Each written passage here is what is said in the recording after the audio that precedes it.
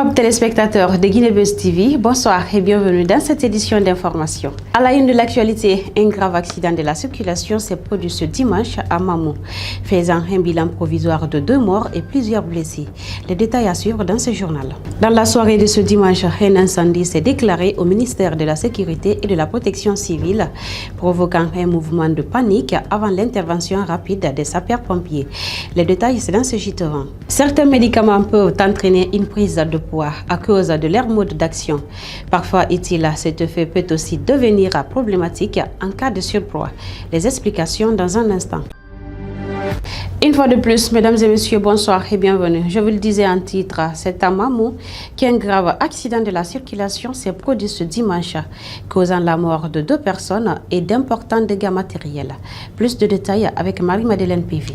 Un accident de circulation survenu ce dimanche à Mamou a coûté la vie à 2 personnes, selon les premières informations recueillies sur place. D'après des témoins, une défaillance de frein sur l'un des camions serait à l'origine du drame. 2 camions, dont un citerne camion ainsi qu'une voiture, ont été impliqués dans cette collision. Le camion était devant, il a touché d'abord, il a freiné, ça ne marche pas. Quand même, moi, à ma connaissance, il y a eu 2 morts pour l'instant. Ici, sur place, il y a eu 2 morts. Un dans le citerne et l'autre dans le verso. Les autres là, ils étaient gravement blessés, ils les ont envoyés à l'hôpital. Je ne sais pas maintenant ce qui s'est passé là-bas. Le camion était tombé ici, il y avait 3 personnes là-bas. On a pu y aller parce que lorsque le camion était tombé, le carrosserie était parti de l'autre côté, la tête aussi est tombée sur le bidon. Il y avait une personne qui voulait sauter, il a sauté, il est descendu seulement, la tête est tombée encore sur lui. Là maintenant il fallait qu'on intervienne.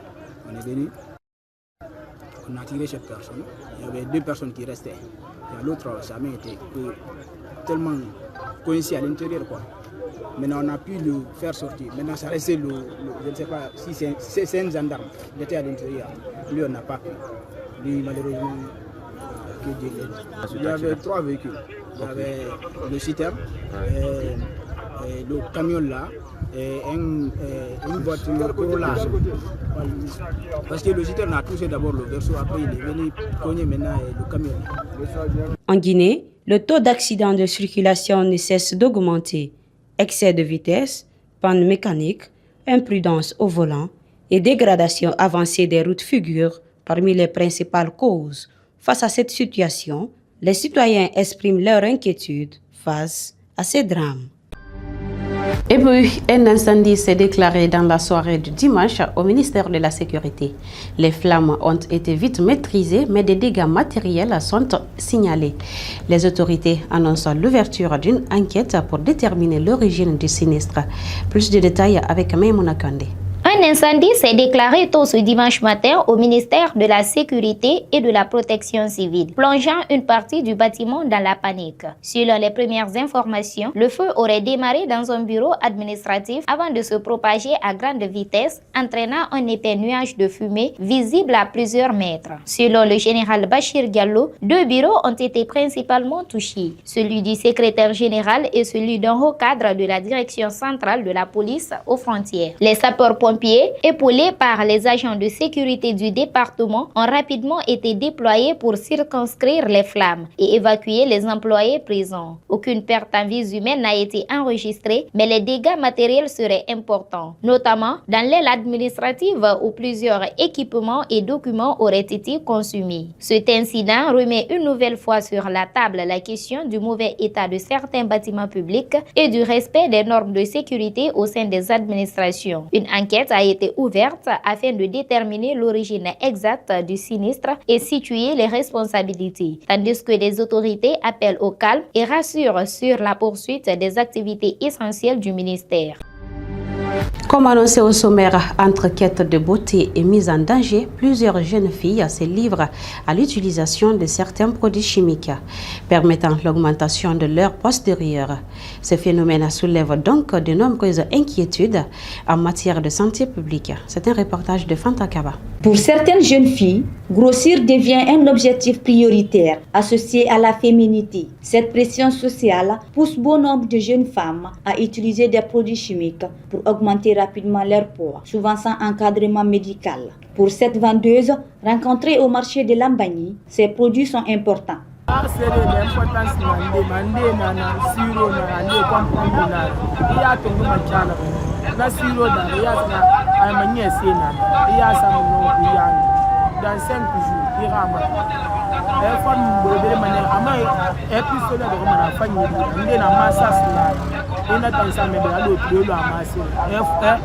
Alors que souvent, les résultats attendus ne sont pas obtenus, elle poursuit en donnant des explications.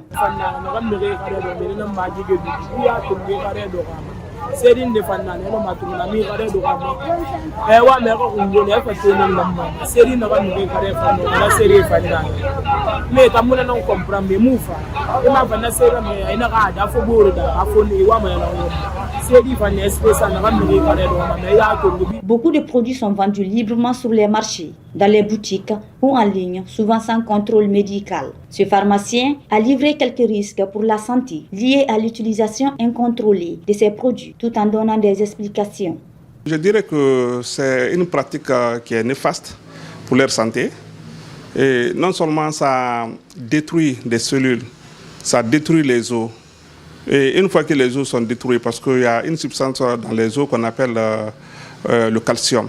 Si le calcium est détruit par ces produits, ça entraîne ce qu'on appelle l'ostéoporose. Et l'ostéoporose entraîne la fracture des os.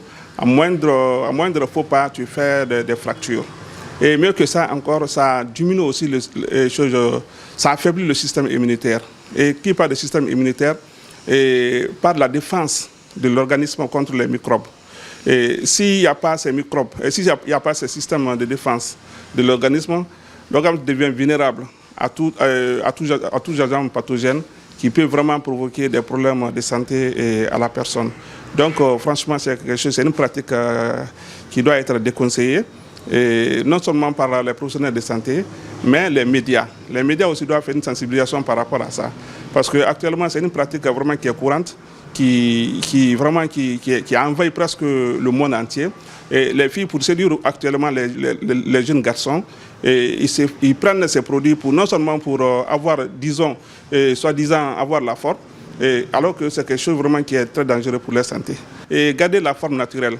Parce que quand tu gardes la forme naturelle, tu es protégé contre beaucoup de choses. Les substances chimiques, normalement les substances chimiques ne doivent pas être prises.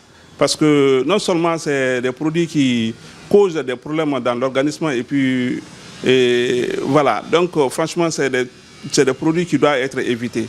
Donc moi je conseille à toutes les jeunes filles ou en tout cas les garçons qui prennent ces produits d'éviter ces produits pour vraiment protéger leur santé, pour éviter l'infection, pour éviter des problèmes de santé. Rappelez que l'utilisation des produits chimiques pour grossir sur les jeunes filles est un phénomène alarmant qui résulte d'une pression sociale forte et d'un manque d'éducation sanitaire. Il est donc urgent de renforcer la sensibilisation, d'encadrer la vente de ces substances et de valoriser une diversité de morphologie. Et pour finir dans le monde, le président français Emmanuel Macron a entamé ce dimanche 23 novembre une visite d'État au Gabon visant à renforcer et à renouveler le partenariat bilatéral 2 ans après la fin de l'ère Bongo. C'est la première visite du président français depuis l'arrivée au pouvoir de Brice Oligui Nguema. Le chef de l'État français a atterri à Libreville à 17h pour cette 3e étape de sa tournée africaine, commencée à l'île Maurice et en Afrique du Sud. Il a été accueilli par le tarmac par le président gabonais Brice Oligui Nguema, élu en avril dernier après 19 mois de transition politique. Les 2 chefs d'État sont actuellement en discussion au Palais du Bord de Mer et ils feront bientôt une déclaration conjointe à la presse. Et c'est la fin de cette édition d'information. Mesdames et messieurs, merci à tous de l'avoir suivi. Nos programmes continuent sur nos plateformes digitales, Facebook, YouTube, Instagram et TikTok. Prenez soin de vous. Au revoir.